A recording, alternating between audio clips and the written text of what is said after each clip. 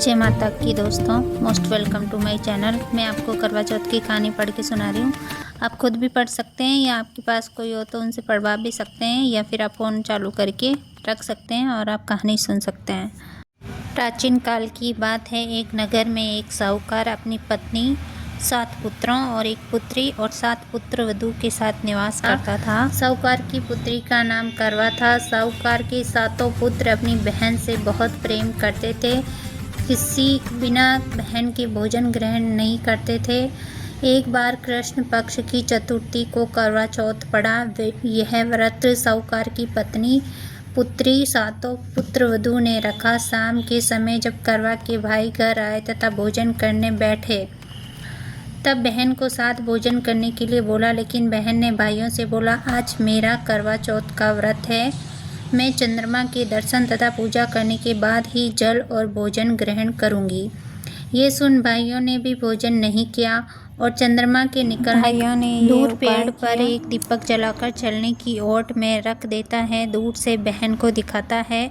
चलने की ओट में रखा दीपक चांद की तरह लगता है। ऐसे में वो ऐसा लगता है जैसे चतुर्थी का चांद हो। बहन ने अपनी भाभी से भी कहा कि चंद्रमा निकल आया है, व्रत खोल लें, लेकिन भाभीियों ने उसकी बात नहीं मानी और व्रत नहीं खोला। बहन को अपने भाइयों की चतुराई समझ में नहीं आई और उसे देखकर करवा उसे अर्घ देकर खाने का निवाला खा लिया। जैसे ही वह पहला निवाला मुंह में डालती है, उसे छींक आ जाती है। दूसरा टुकड़ा डालती है तो उसमें बाल निकल आता है और तीसरा टुकड़ा मुंह में डालते ही तभी उसके पति की मृत्यु का समाचार उसे मिलता है।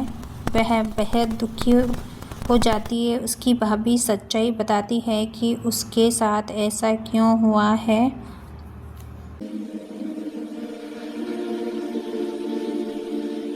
व्रत गलत तरीके से टूटने के कारण माता उससे नाराज हो गए हैं। इस पर वह निश्चय करती है कि वह अपने पति का अंतिम संस्कार नहीं करेगी और अपने सतीत्व से उन्हें पुनर्जीवन दिलाकर रहेगी।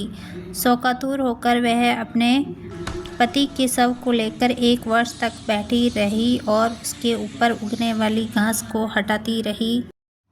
उसने पूरे साल की चतुर्थी को व्रत किया और अगले साल कार्तिक कृष्ण चतुर्थी फिर से आने पर उसने पूरे विधि विधान से करवा चौथ व्रत किया।